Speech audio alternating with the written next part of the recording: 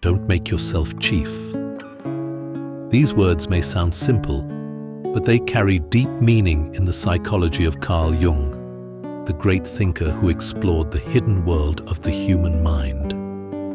And today, in this episode of CR English Learning Pod, I, Mandarin, am going to walk with you through Jung's idea and why it matters for our daily life. We'll share a bonus tip at the end, so stay with me till the very last part to get it. Now, what does it mean? Don't make yourself chief.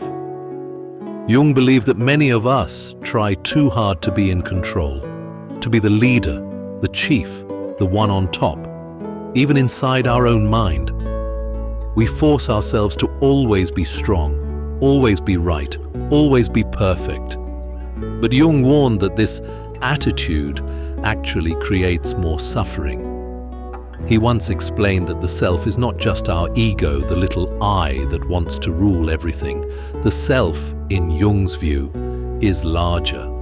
It includes our shadow, our hidden weaknesses, our unspoken fears, our forgotten dreams. When we try to make the ego the chief, we ignore the other parts of ourselves, and that leads to imbalance. You know, Jung said something like this: the one who looks outside dreams, but the one who looks inside awakens. And this is exactly the point.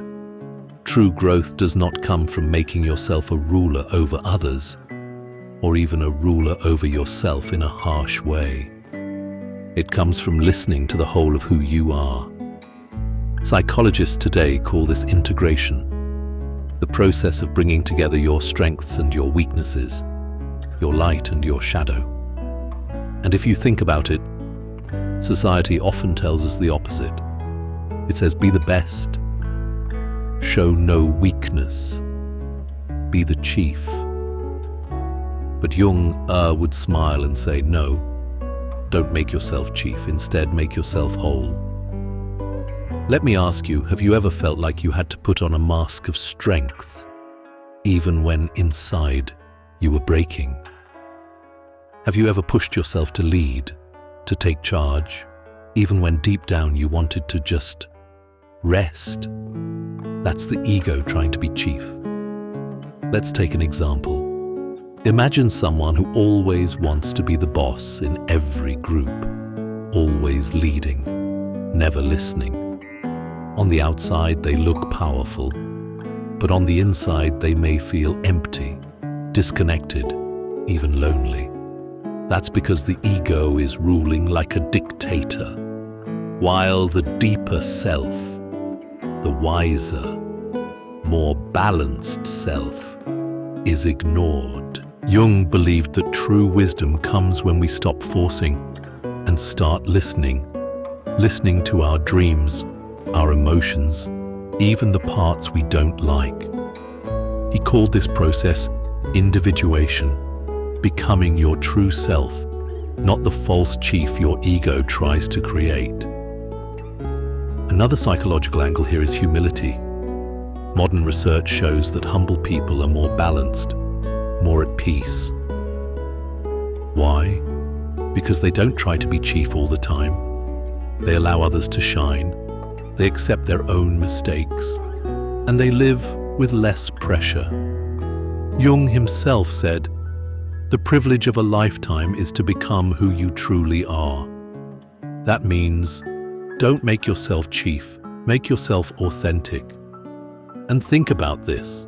Have you ever felt tired of always proving yourself, always competing, always showing your strong face, even when inside you are hurting? That's the cost of trying to be chief. Instead, what if you allowed yourself to be human, to say, I don't know, or I need help, or I feel weak today? Jung would say, that is not failure, that is real strength, because the self is not about ruling, but about harmony. And here's where the bonus tip comes in. Whenever you feel pressure to act like the chief, pause and ask yourself a simple question.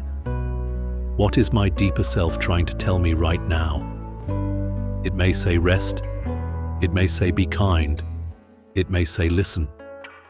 And when you follow that voice, you are living in balance, not in ego. So remember, Carl Jung's wisdom is not about power over others, but about peace within yourself. Don't make yourself chief. Make yourself whole. And if you're enjoying this and want to improve your English faster, don't forget to subscribe.